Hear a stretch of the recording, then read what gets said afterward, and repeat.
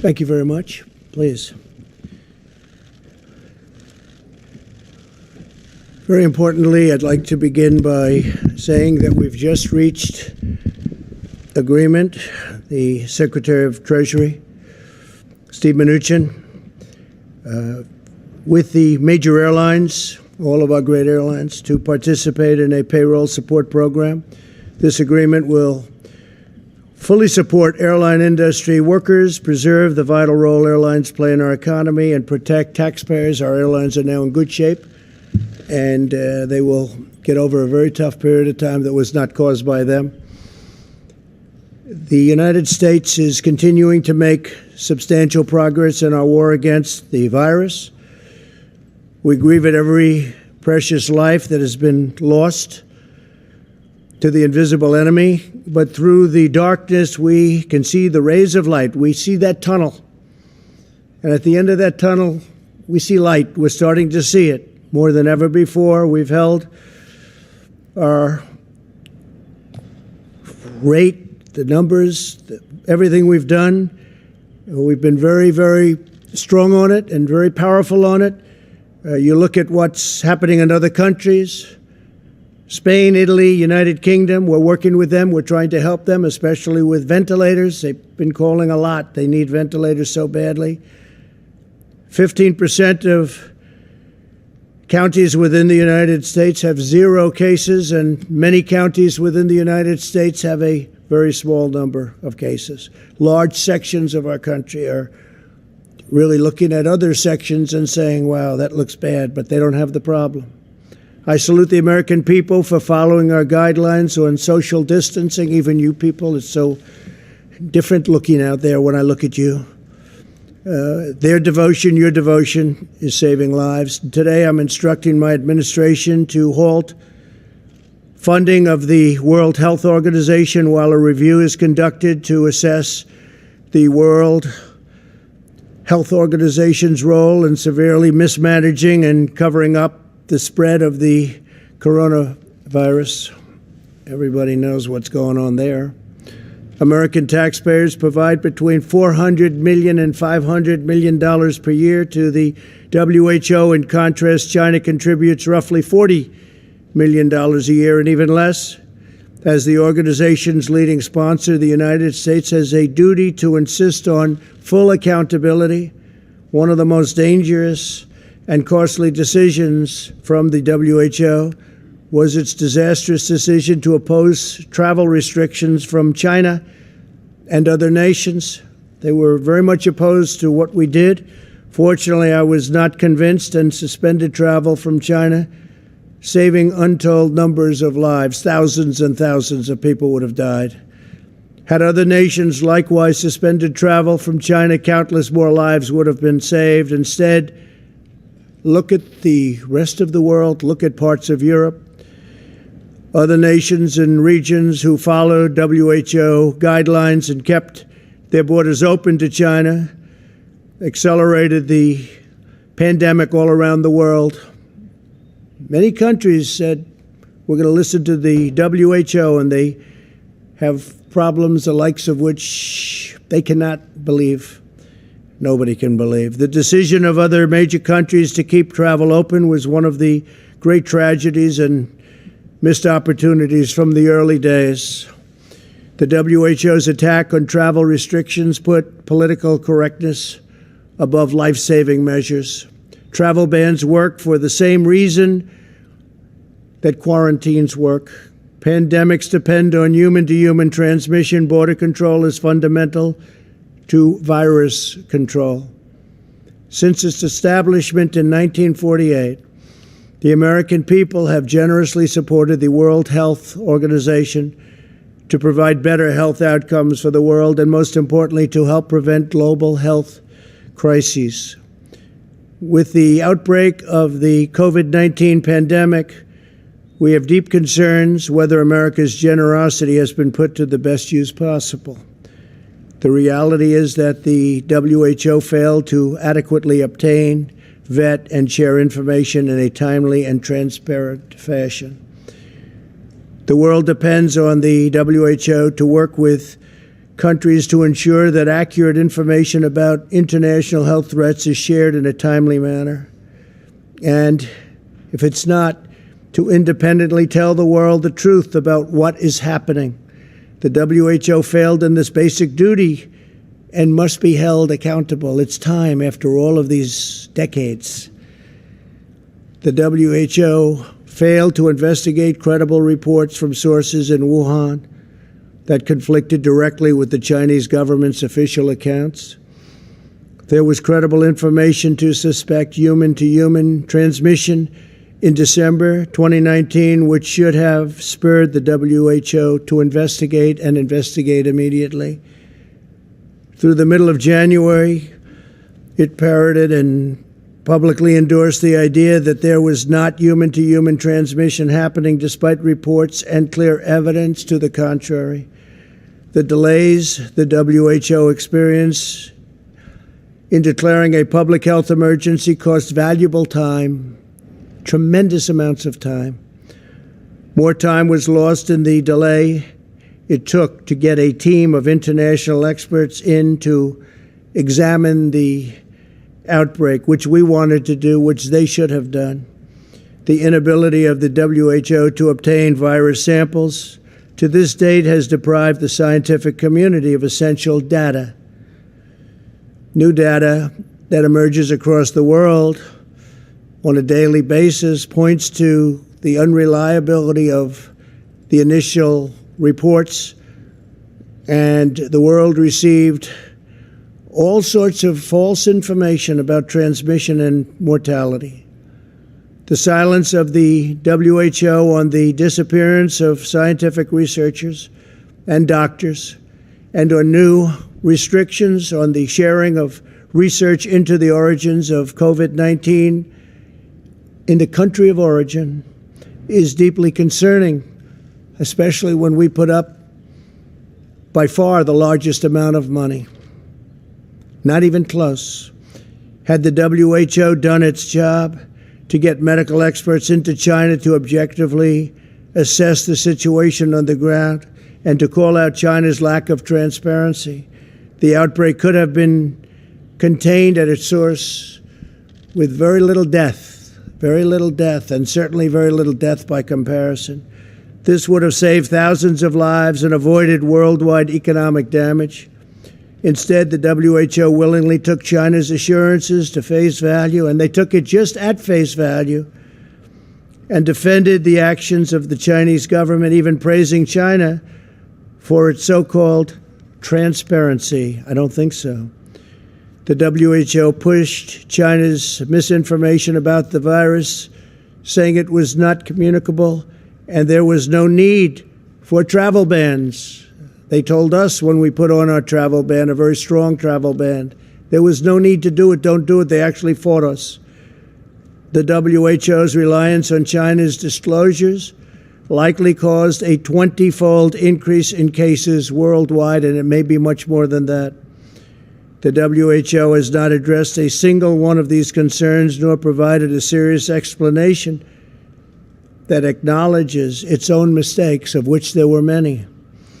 America and the world have chosen to rely on the WHO for accurate, timely, and independent information to make important public health recommendations and decisions.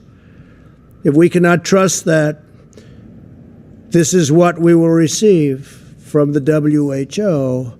Our country will be forced to find other ways to work with other nations to achieve public health goals. We'll have no choice but to do that. Our countries are now experiencing, you look all over the world, tremendous death and economic devastation because those tasked with protecting us by being truthful and transparent failed to do so.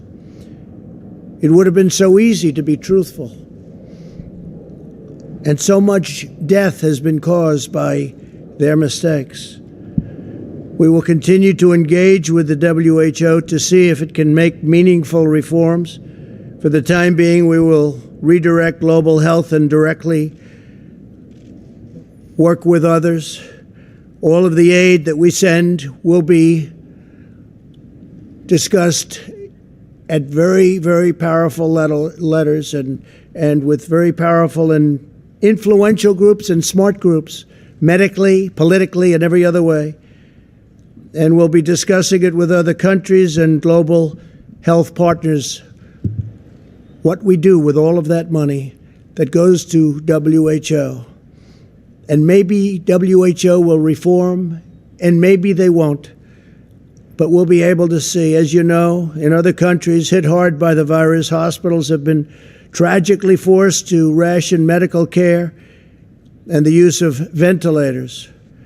But due to our early and aggressive action, the skill of our healthcare workers, and the resilience of our healthcare system, no hospital in America has been forced to deny any patient access to a ventilator, with all of the talk you've heard, where some states wanted 40,000 ventilators. I said, that doesn't work, 40,000. And they ended up with 7,000 or 8,000.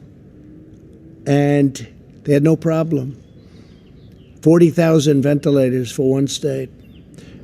It was ridiculous.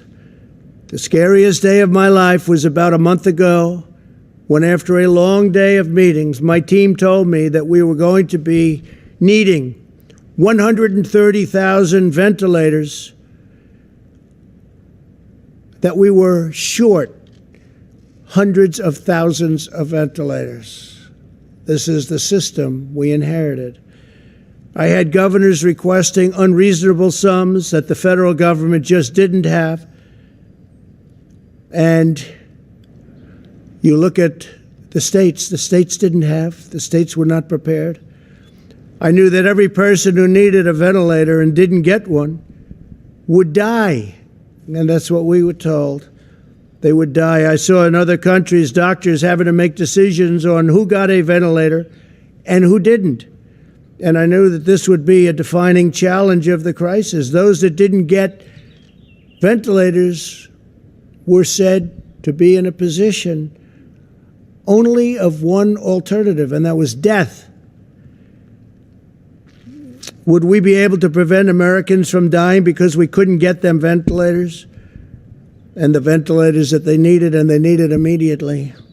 I instructed my team to move heaven and earth to make sure that this didn't happen. We started to smartly ration and distribute the ventilators that we had and that others had. And I got daily updates on the supply we had, from requests coming in and people wanting to have updates. We had a great group of people working on it. I instructed my team to use the Defense Production Act, and the Defense Production Act was used very powerfully, more powerfully than anybody would know. In fact, so powerfully that for the most part, we didn't have to officially take it out. It was a hammer. It was a very powerful hammer in order to manufacture as many ventilators as possible. Last year, America manufactured, from a dead start, 30,000 ventilators. And this year, the number will be over 150,000 ventilators. It could be as high as 200,000, far more than we'll ever need. So we'll be able to stockpile. We'll be able to talk to states about stockpiling. These are high-quality ventilators. We had a choice. We could do inexpensive, less productive ventilators, or high-quality. We've done a high-quality ventilator. So we should have anywhere from 150 to 200,000 ventilators.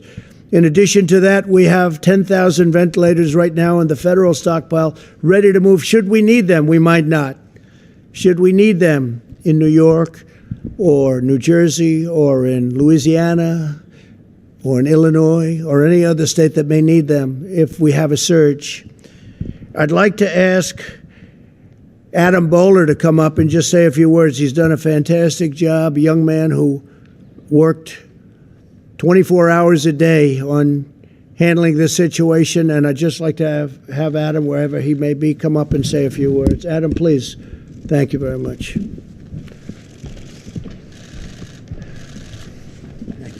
Thank you. Thank you, Mr. President. At your direction, this country has worked hard over the past few weeks to ramp up ventilator production through all means possible. Thousands of ventilators are coming in now, monthly, with over 100,000 by the end of June. At the same time, there are over 60,000 ventilators in our hospitals right now that are not in use.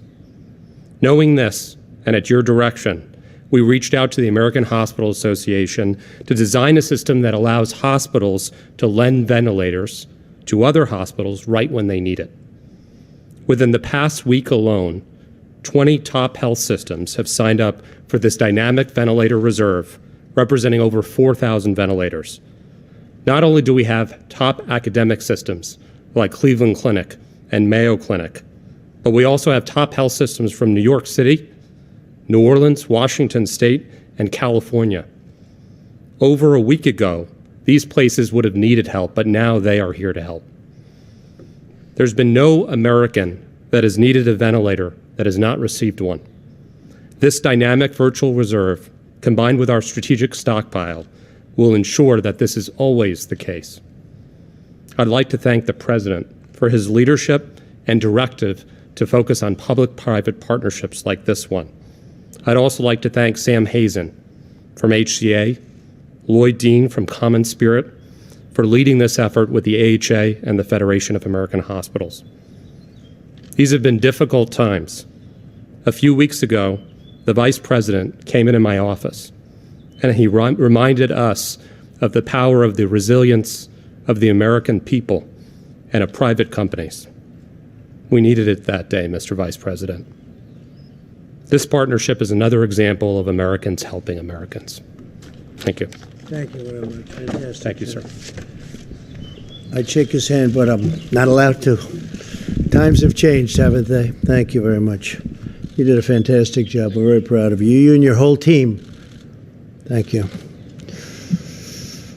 Today we are taking further action to maximize our oversupply and available ventilators. This afternoon I met with the leaders, the top people of many of America's big, powerful, beautiful, and very, very important hospitals and hospital associations who join us today. We had a great meeting, learned a lot, and they've been going through a lot. They've been doing a fantastic job, as everybody here will attest. I'm pleased to announce that my administration is partnering with the hospitals across the country to create an innovative new system called the Dynamic Ventilator Reserve, so that we're going to have tremendous numbers of ventilators that we're able to help our states with at a later date. If there's ever a problem like this, which we hope to God will never happen again. It was 1917, 1918. That's a long time ago. We hope it never happens again. And I'd like to ask Rick Pollack, CEO of American Hospital Association, Sam Hazen, CEO of HCA Healthcare, that's the largest in the United States, Warner Thomas, CEO of Ochsner Health, and if I could, my hall. Are you here from Cleveland Clinic? Somebody? Good. Thank you. Come on up, folks. Please. Thank you. Say a few words. Thank you very much, Mr. President. We appreciate the opportunity to work with you and your team on the Dynamic Ventilator Reserve Program. This will provide a really important mechanism for us in serving our patients and communities by ensuring that this vital equipment will be available to critical areas that are in need. As this battle against this disease has affected the country a little bit unevenly, the rates of infection, hospitalization, and ICU use varies from one region to another. In some places with lower infection rates, some ventilators may not be in use, while other areas are potentially stretched beyond their capacity. The database of available ventilators that we are creating will allow us to flex so that we can make sure that available equipment can be shared with those in need. We appreciate the leadership of the health systems that are here today that has stepped forward. And Adam mentioned a few. I don't know if he caught Dr. Fritz Francois from NYU Langone and David Dill, the CEO of LifePoint as well. We appreciate the work of the administration in helping us find innovative solutions to ensure the best care for our patients. We'll continue to work with hospitals and health systems across the country to add to this reserve further. Your team has provided us with important leadership, and we look forward to working with you in making this a success. Thank you, Mr. President. Thank you very much. Thank you, Mr. President, Mr. Vice President, Adam, the team. I stand here before you in front of our 285,000 colleagues who provide care to patients every day across the country.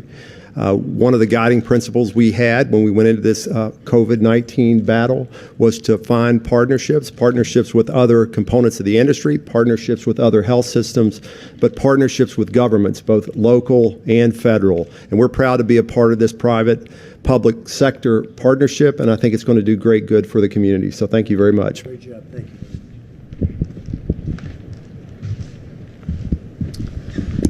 Thank you, Mr. President. It's great to have Ochsner Health be part of this program. We certainly have been a recipient, and the state of Louisiana has been a recipient of help getting ventilators to our state and to Ochsner Health. We're currently taking care of about 60% of the COVID patients in New Orleans, and we did see a spike over the past few weeks, but we're starting to get on the other side of that and heading in the right direction.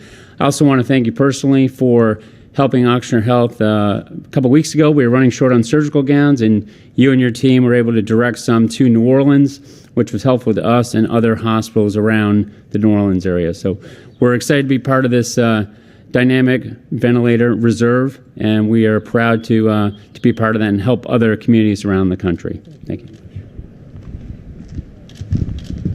Thank you, Mr. President, for the invitation here. On behalf of the Cleveland Clinic, I would just like to offer a slightly different story about the COVID pandemic. In our home state of Ohio, with an early institution of social distancing, our ability to scale up the testing and ramping out the capacity, we have actually seen a stable number of patients over the last 8 to 10 days. Only 160 patients have been hospitalized with COVID infection in Cleveland Clinic Health System. We are also very grateful for the support from our state government as well from our federal government. This is a battle where we're all in together. We coordinate our efforts, share our resources, and work together as one. I'm firmly convinced that we can do a lot of good when we work together. Thank you very much for having us. Thank you, sir. Thank you all. Thank you. Great job. That was a terrific meeting, and thank you all for being here. Thank you very much. The United States has far more ICU beds per capita than any other nation. We have 34.7 ICU beds per 100,000 people, which is the best there is, compared with roughly 12.5 beds per 100,000 in Italy, 11.6 beds in France, 9.7 beds in Spain. Think of that, 34.7 we have. And 6.6 in the UK. There are more than 60,000 ventilators at hospitals and other healthcare facilities that are not in use at this moment. They didn't need them. We got a lot of them out, and they didn't need them. And that's a good thing that they didn't need them. But a lot of good brain power was involved in making a lot of fantastic decisions. I want to thank our Vice President for the task force, and I want to thank all members of your task force on having done an incredible job. You really have done an incredible job. Thank you, Mike, very much. Through this new partnership with the hospitals, unused ventilators will voluntarily lend them where they have unused ventilators. They will voluntarily lend those ventilators to other hospitals and other areas of greater need. Within the last several days, more than 20 of our nation's largest health systems have already pledged more than 4,000 ventilators should we need them. And I've been told that if they needed more, there are more there. We're going to be helping very soon when the supply really starts pouring in, which started, but will really start about less than a month we're going to be helping other countries, and they need it very badly. They have no chance without these ventilators. They have to have ventilators. As we continue our medical war against the virus, the FDA has now authorized the first test developed by researchers from Rutgers University that can use saliva from patients. It's the first one.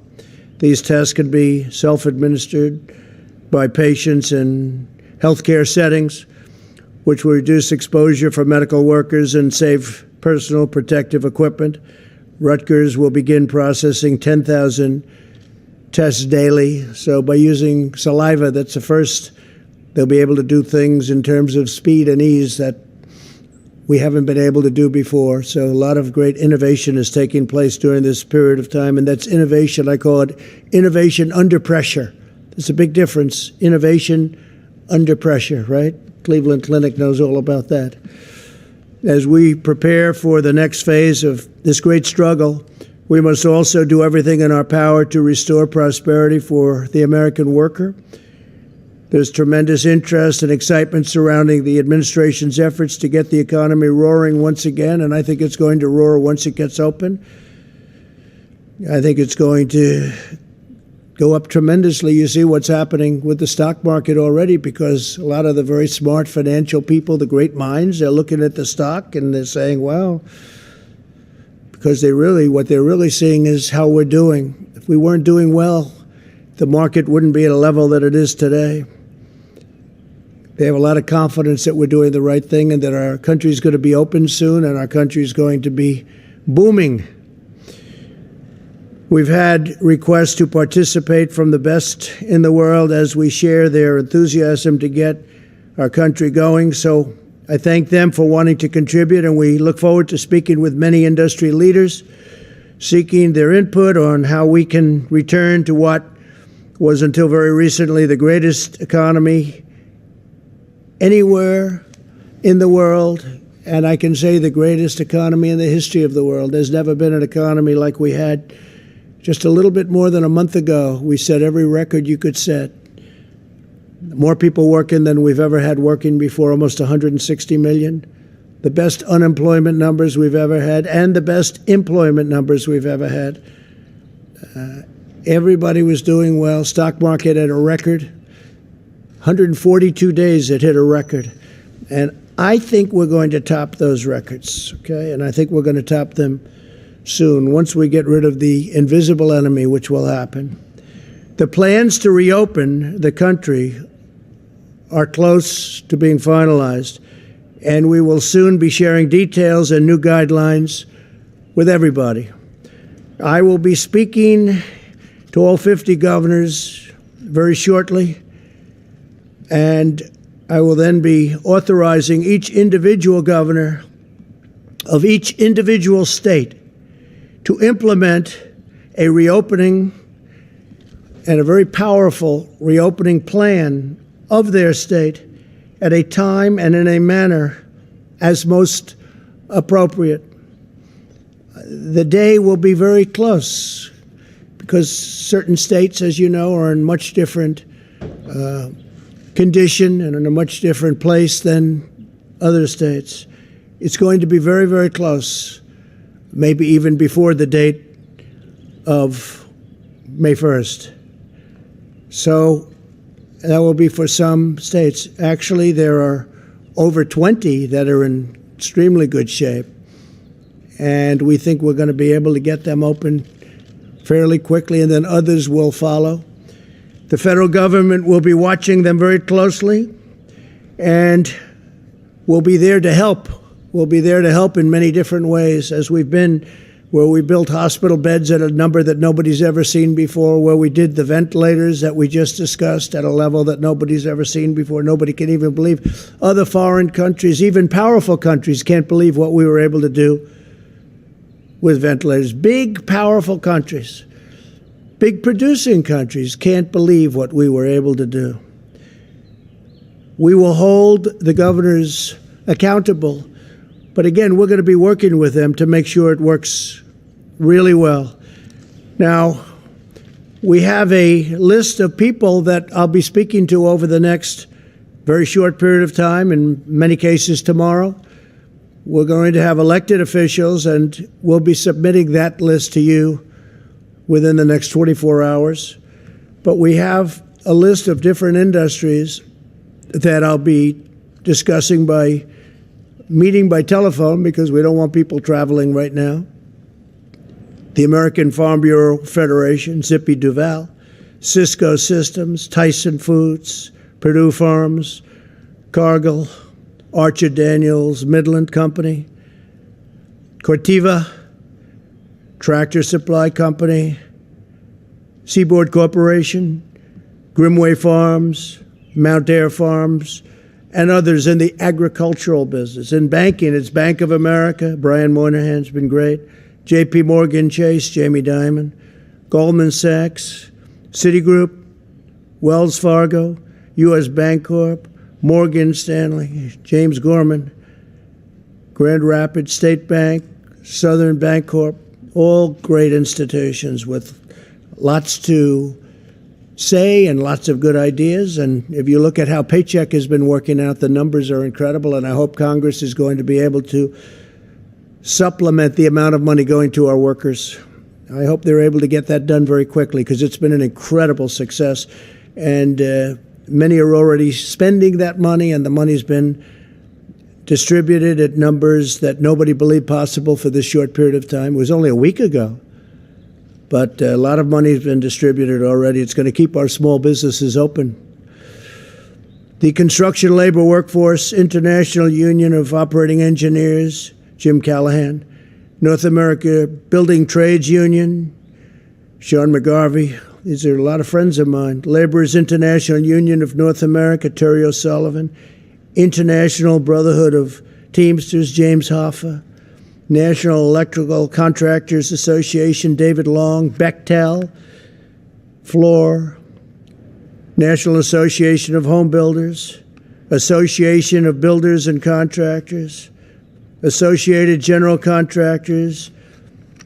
Richard Trumpka, AFL-CIO. G.H. Palmer. So these are some of the unions, pretty much almost all of the ones that will be on the line.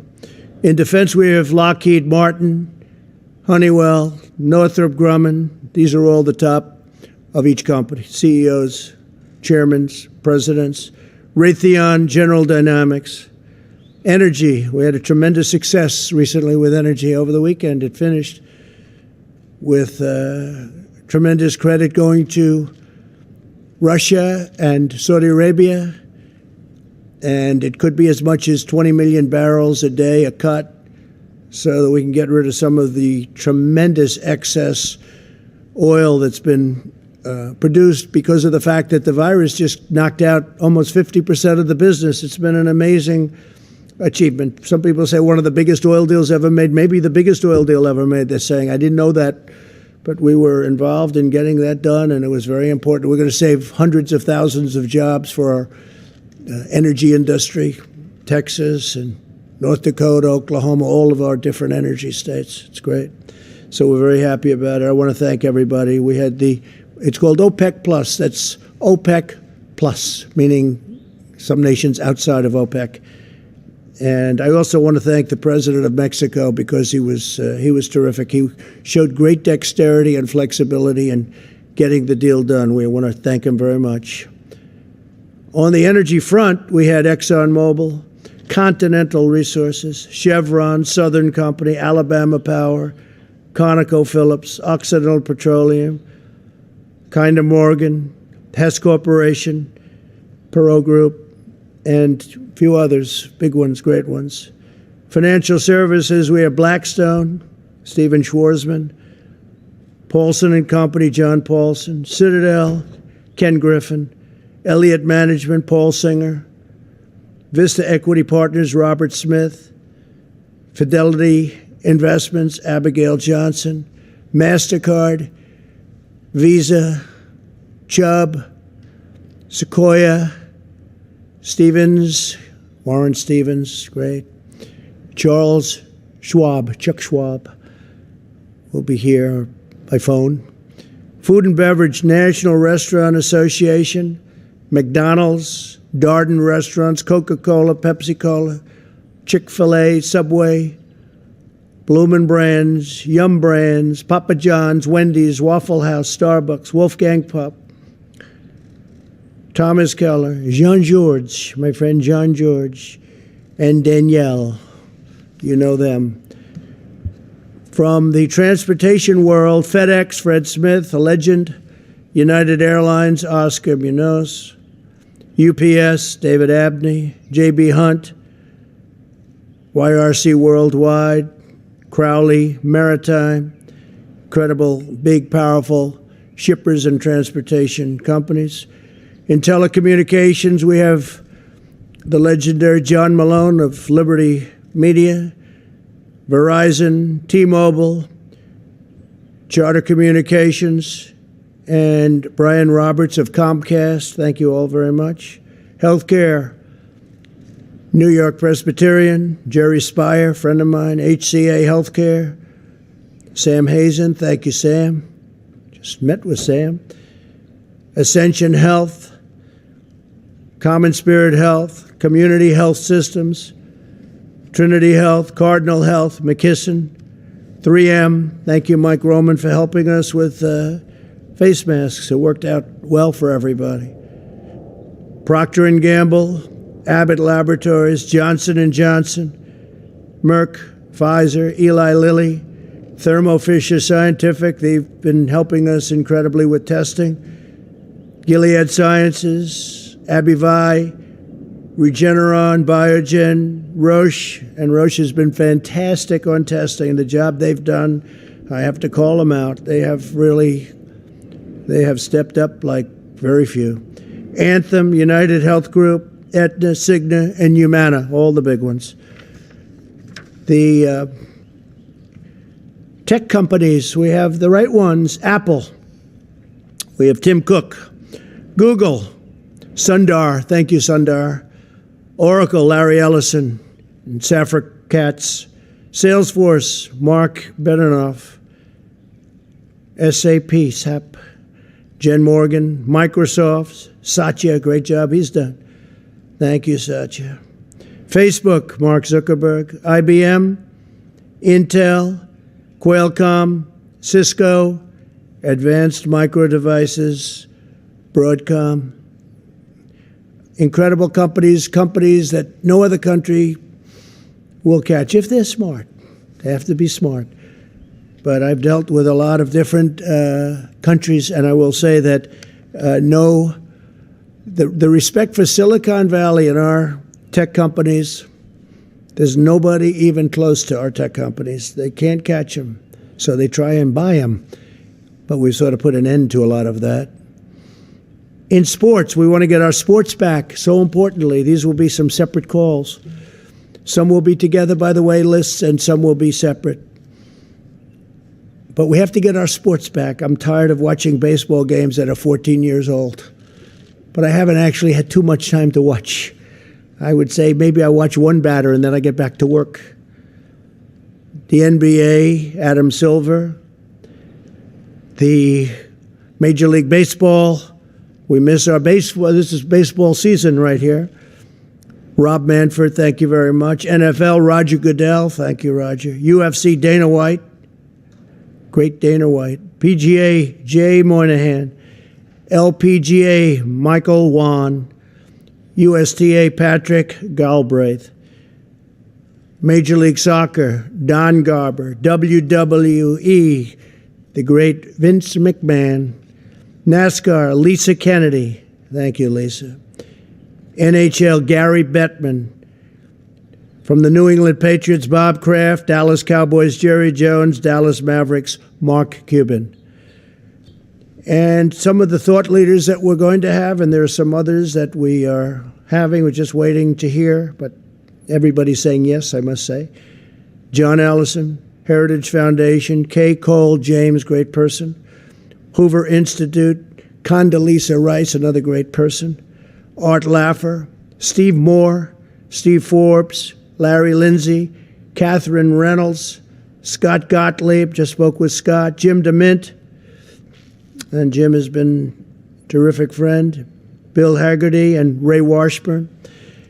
And religious leaders will be coming on Friday. We'll be speaking to, and we're going to have a separate list, but we have tremendous enthusiasm to meet by our great religious leaders. We have incredible people, and they want to be a part. And we'll be talking about churches, and we'll be talking about opening, and we'll be talking about things that are very important to a lot of people, including me. We're going to find out how we're doing in that regard.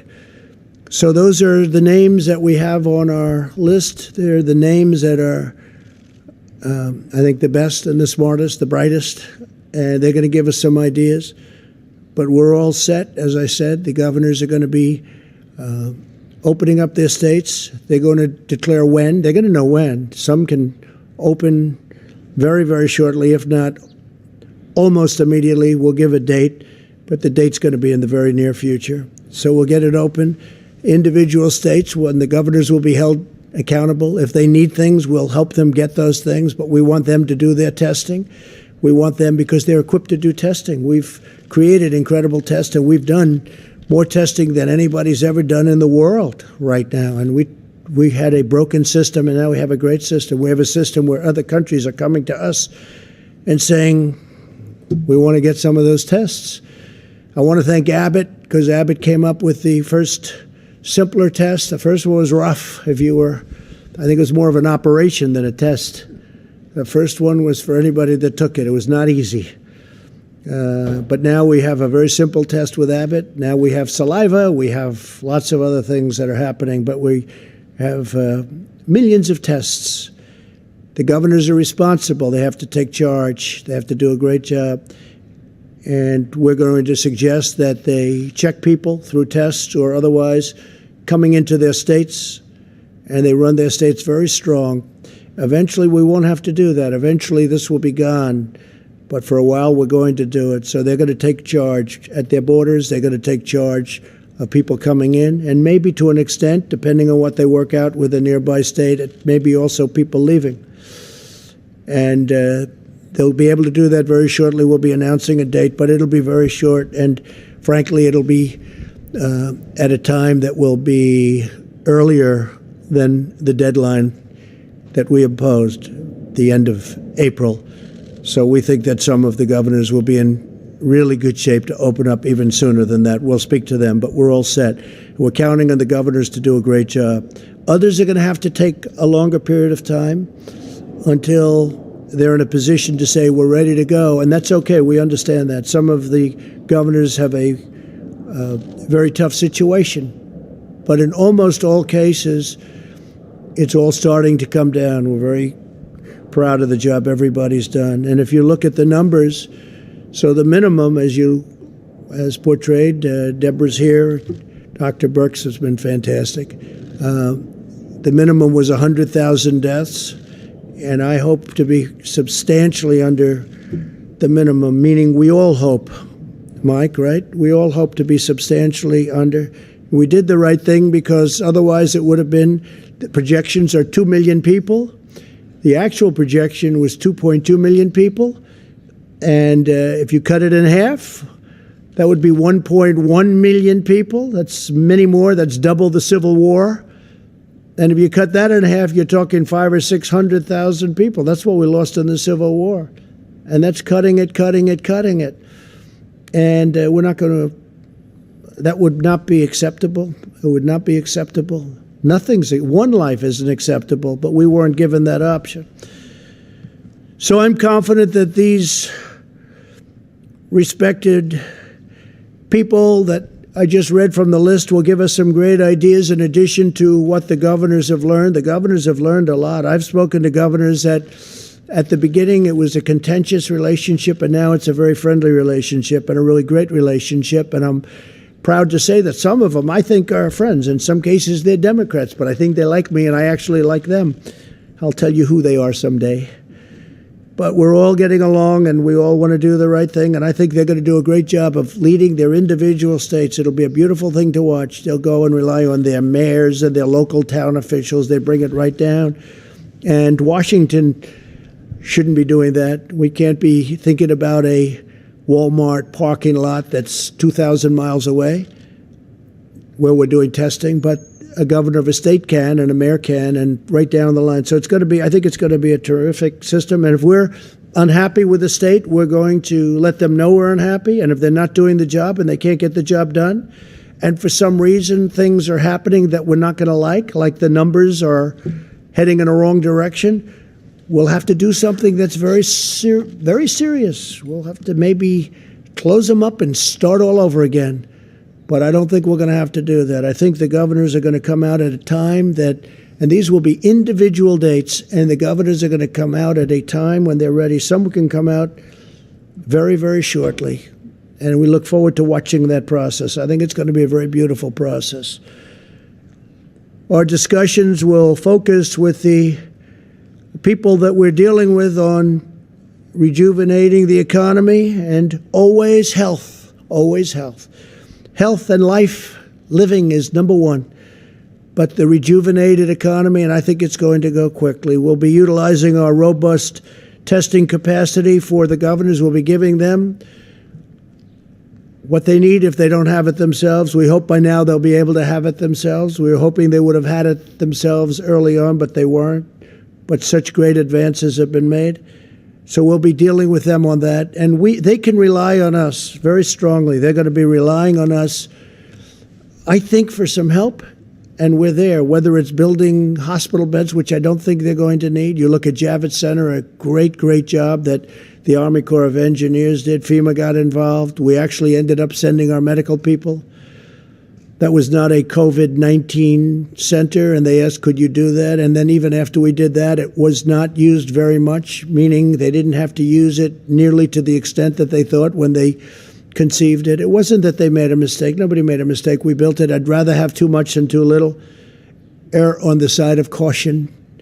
And it's really incredible what they did, including the two great ships. And I just want to thank a lot of really great people, a lot of great politicians. And again, we're going to be announcing the political list tomorrow.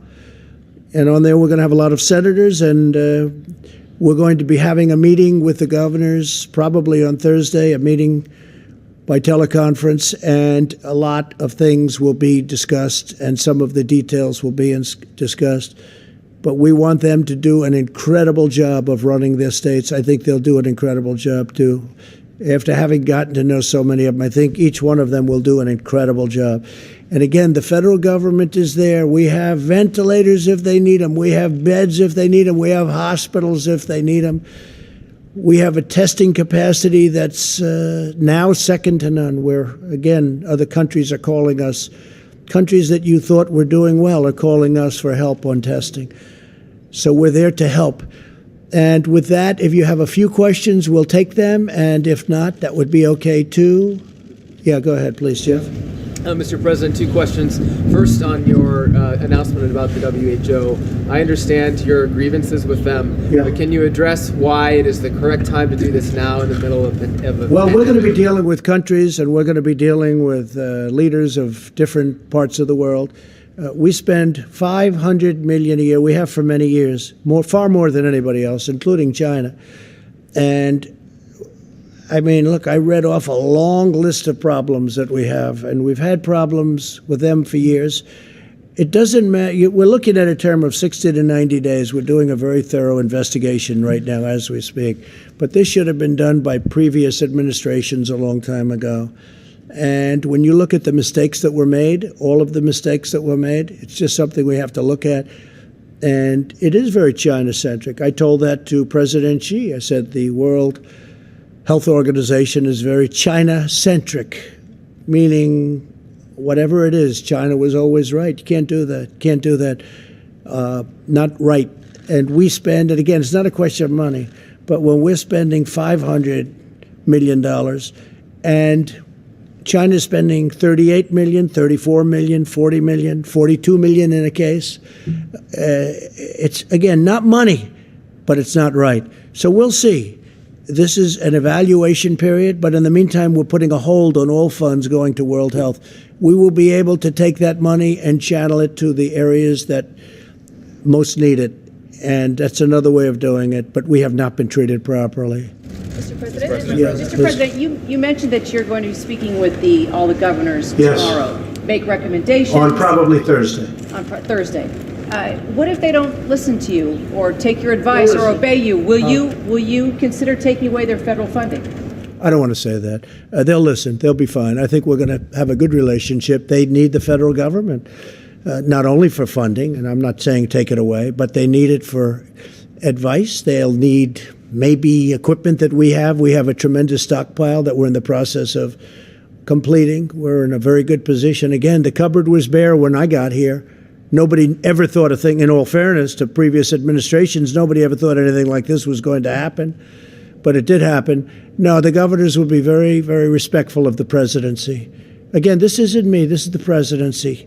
The presidency has such a great importance in terms of what we're doing. And you can talk about Constitution, you can talk about federalism, you can talk about whatever you want. But the best way, I'm talking now from a managerial standpoint, is to let individual governors run individual states and come to us if they have difficulty, and we will help them.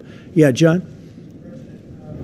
You talk about having testing and tracing equipment and the facility for that in place to open up the government. Dr. Fauci said this morning that critical testing and tracing ability does not currently exist. Well, I don't know. Look, I don't know. Hey, John, I don't know what he said. My question is, Nobody knows. My question is, will it exist by May 1st? The individual governors have testing. The individual governors, we have many forms of testing, and new testing is being developed. Our country has to get open, and it will get open, and it'll get open safely and hopefully quickly. Some areas quicker than other areas, but there is tremendous testing, and the governors will use whatever testing is necessary. And if they're not satisfied with their testing, they shouldn't open, but they'll use whatever testing is necessary. Go ahead, please. Thank you, Mr. President. Back to the WHO. Will you support the organization again if Tedros is immediately replaced, or do you want to see him step down as possible reform? Well, we're doing an investigation. I don't know the gentleman, but I know there have been problems, and it's been very unfair to the United States, just like the World Trade Organization has been very, very unfair, and now they're coming into line. When they consider China a developing nation, and because China's a developing nation, they take massive advantage of the United States. Why didn't other presidents stop this? I've been talking about it from the day I got in, and we're looking at that very, very strongly. World Trade, So I have a problem with World Health and World Trade, both of them. I'm not sure which is worse, you want to know the truth, but we'll figure it out, okay? Mr. President. Go ahead, please. Thank you, Mr. President.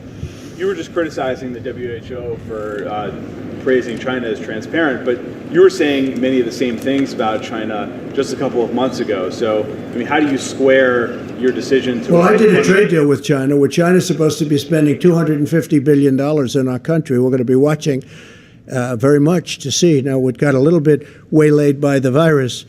But look, I'd love to have a good relationship with China. But if you look, and we made a phenomenal deal. China has paid, because of me, China has paid us tens of billions of dollars over the course of a very short period of time.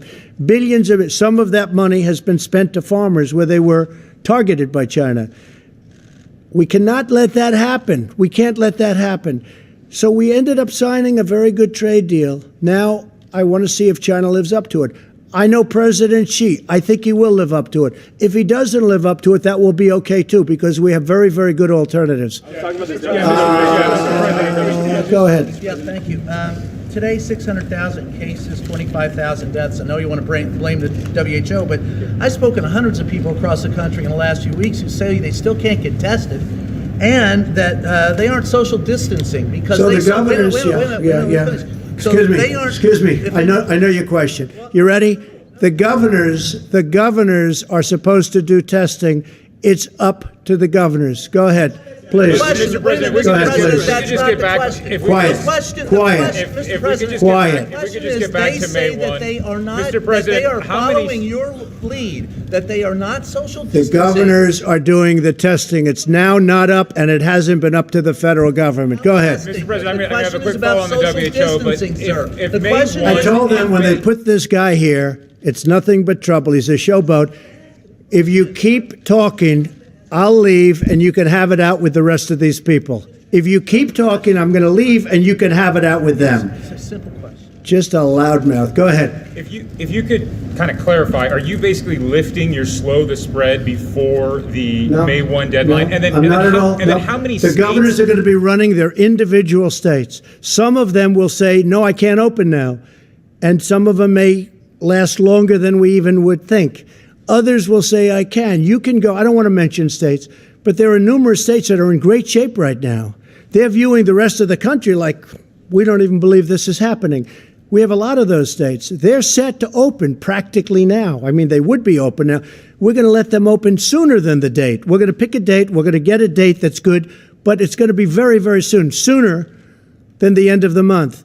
But there are many states out there that are looking at this and they're reviewing it and they're saying, we shouldn't be even included in this. You know, there are some that want to open up almost now.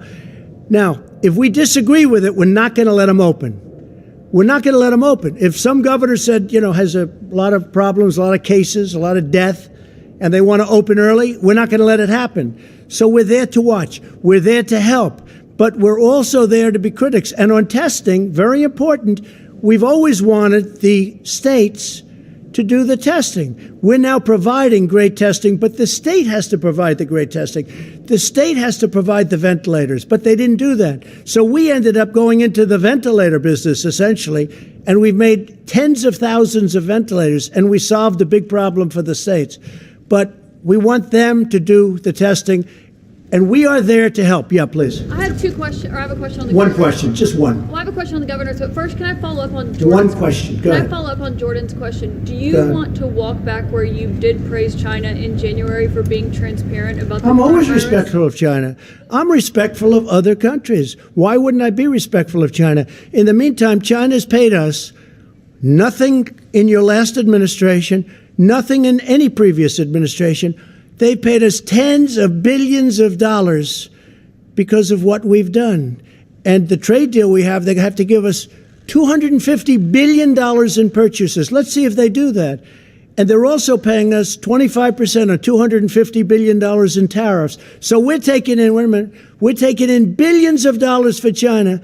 From China, they never paid us 10 cents. That's a great thing. Now, if they don't produce or if we find out bad things, we're not going to be happy. But right now, and we're doing that. That's what we're doing. Look, we have an investigation underway. We're paying almost $500 million. We have an investigation underway on the World Health Organization. We will find out exactly what went on. And we may be satisfied that it can be remedied, and we may be satisfied that it's so bad that it can't be remedied. And if it can't, we're going to go a different route. My question, you're criticizing the WHO for praising China for being transparent, but you also praised China for being transparent. I don't talk about China's transparency. January, there's Well, you know, if I'm so good to China, how come I was the only person, the only leader of a country that closed our borders tightly against China? And by the way, when I closed our border, that was long ahead of what anybody, you can ask anybody that was in the room, 21 people. I was the one person that wanted to do it. Deborah can tell you that better than anybody. I was the one person that wanted to do it. You know why? Because I don't believe everything I hear. And I closed. And if we didn't close our border early, very early, long before the kind of dates you're talking about, we would have had thousands and probably hundreds of thousands more deaths. Please. I'm talking about how Please, you that's said enough. Thank you. President, last week you said that you would have data in the coming days about the coronavirus's disproportionate impact on Black Americans. Yes, that's being worked on very strongly. When will we have that?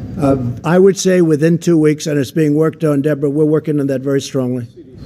Okay, CDC is working, but we're getting reports on that. Yeah, please, go ahead. No, in the back, yeah. Mr. President, you're talking about reopening parts of the country by the end of the month, and if you do that, and as a result, you see a spike in cases in those areas. We may not, but we may not. You know, some countries haven't, some countries haven't. I'm watching other countries. I'm studying other countries as they open. I mean, I don't want to go into names because for some it would be a little bit embarrassing, but I'm studying other countries as we go along. So on that, we have looked at every country that's opened, some successfully, some okay. No total disaster, but some okay. And some have to go back to the hot spot and fix the hot spot. We think we're going to do it very successfully. Again, we have one country, but we have lots of different pieces. It's a puzzle. We have beautiful pieces, beautiful states with capable governors. They know when it's time to open, and we don't want to put pressure on anybody. I'm not going to put any pressure on any governor to open. I'm not going to say to Governor Cuomo, you got to open within 7 days. I want him to take his time, do it right, and then open New York. I'm not putting any pressure on the governors. Some of them don't need pressure or not pressure. I mean, they're ready to go. And that's a good thing. So we'll open it up in beautiful little pieces as it comes along. Please go ahead, behind you. Yes, just a quick question. You spoke about Governor Cuomo. Just wondering if you have any thoughts on some of his remarks from earlier today, where he basically said that were New York to be pressured to be open, it would cause a constitutional crisis. And he basically said that you declared yourself King Trump. So I'm wondering if you heard those thoughts. I've declared myself as king. You know, I heard he said that, but I didn't see the remarks. But he understands how we helped him. He needed help. We gave him 2,900 hospital beds. He didn't use them. We gave him a ship. He didn't use them. And I'm not saying, but I'm saying that's good because you know what? That means he didn't need them. But we said it was too much, but we wanted to err. We said, err on the side of caution, as I said. We said, look, we don't think you need it, but if you do, we're going to have them built. And the Army Corps of Engineers did a fantastic job, and the U.S. Navy did a fantastic job, and we moved a ship that was not meant for COVID, and we had it redesigned for COVID, but they still didn't have very many people going in. Now, we'll get along just fine. He understands. We'll get along just fine. Please. Mr. President. Mr. President, how do you assure workers in states that may reopen that are fearful about going back to work for fear of getting sick? Talk up, please. Louder. What's your assurance to workers who are asked to go back to work but are fearful of doing so? Well, that's going to be up to the governors. The governors are going to want to make sure everything's safe. Now, I think that companies can do testing on a maybe weekly basis. You don't have to do it every day with the same worker, but they can do testing. They could do temperature gauges. They could do a lot of different things. And, you know, we're only talking about for a period of time. You know, eventually we want to get back to where we were. We want people actually sitting next to each other in ball games eventually. You know, we're not going to rip out every other seat in baseball stadiums and football stadiums. We want to go back to where we were. I want people to understand that. We're not going to be like the way you are. We have 300 reporters in the back that want to sit. Look at this, the way this looks. I don't even like the way it looks, although I have a lot fewer reporters. That's okay with me. But look at the way this looks. I've never seen anything, John. I've never seen anything quite like it. But there are a lot of people. We don't want this. I don't want this. I don't want this. Eventually, we're going back where restaurants that had 150 seats are going to have 150 seats, not 50 seats, because they can't make it at 50 seats. But more importantly, the atmosphere is even better. We have to get used to it. We have to get used to it. I don't know that people are going to be shaking hands as readily. Some will. I said to some of the hospital people today, so will people be shaking hands again? And I must say, I was a little surprised. Most of them said probably, because there is some kind of a thing to it. I was never a big handshaker, but when I ran for politics, I said, I think I better start shaking people's hands. Go ahead, John. Mr. President, a couple of financial questions, if I could. Larry Kudlow said this morning that at the current run rate, the Paycheck Protection money will run out very soon. The plan to re-up it is stalled in Congress. What can you do as president to try to move that forward? Well, we're trying to get it done. The problem is the Democrats want to put all sorts of things. Last time they put Kennedy Center in. I hated putting Kennedy Center in. I have great respect for Kennedy Center. But I hated putting it in the bill because it's just not appropriate, right? But they wanted it in for whatever reason. They had their own political reason. And John, I said, watch the way that blows up, and it blew up. I think it blew up in their face. We want to take care of our workers. We'll worry about other things and other pet projects of Democrats and also Republicans later. But it's been a tremendously successful program. I think you see it. The banks have stepped up, hundreds of thousands of loan applications approved. Money is going out. It's been a tremendous program. Really, it's been. And obviously, it was at a point where we're almost, the money will be expired, and we could use a refill for the workers. We want to be able to make sure that small businesses stay open, John, and I think that'll happen. Yeah, go ahead, Liz. Mr. President, today California's governor set out a list of 6 criteria for reopening the economy there. Did he consult with you on that? And also, you said earlier that there were as many as 20 states that could reopen their economies as early as May 1st. Could you list some of them? No, I didn't say all of them by May 1st, but there are 20 states. Actually, I was given a number. 29 states are in very, very good shape. I don't want to say whether or not the governor spoke with me about that, but we've had a very good relationship, Gavin Newsom, and very, very good relationship. Yeah, in the back. Go ahead, please. Mr. President, thank you very much. I have 2 questions. One is from a One person question. a person who can't be here, and so I. Who cares? If you can't be here, that's too bad, right? All right. Well, one question that I have is about from the United Nations. An economist, Maximo Torero, says that there's a danger that the food supply could be interrupted during this pandemic, and I wanted to know what you're going to do about that. Well, I think our farmers are incredible. They're producing levels of food like just unbelievable. Our transportation, that's one of the reasons I have the transportation people on the line tomorrow for the delivery of the food. No, we're doing phenomenally with the food, and I will say the stores, Kroger and Walmart, which does a lot of the food, and many of the stores, they seem to be in very good shape, and I haven't heard that at all. We're going to be very strong on food supply. Okay, how about one more question? Go ahead, please. Yes, the death projections that you mentioned earlier are based on full social distancing until the end of May. So if you ease up on these guidelines now, how many more Americans do you think? Well, I'm not easing up. First of all, we'll have guidelines, even for the states that open, and there'll be guidelines. But we will not have any problem with that. Your question's a very interesting question. But the states that are opening are not states which will have a problem with that. Plus, they will have to adhere to guidelines until a certain point into the future when the enemy is vanquished. The reason they don't have a problem now is because of social distancing. So if the reason they don't have is partially, and some of that will stay in effect. Much of it will stay in effect for a period of time. But the reason also is they're different kinds of states. They have lots of room. They have fewer people, and they have lots of room. And that's one of the primary reasons. I want to thank you all very much. So a lot of positive things are happening. We're going to have some very strong recommendations for the governors. We're going to work with the governors. The governors are going to do a good job. And if they don't do a good job, we're going to come down on them very hard. We'll have no other choice. Thank you all very much. Thank you. Thank you. On testing, how on Mr. President, get to a point where we have millions and millions of tests where workers will be tested every day when they go to work?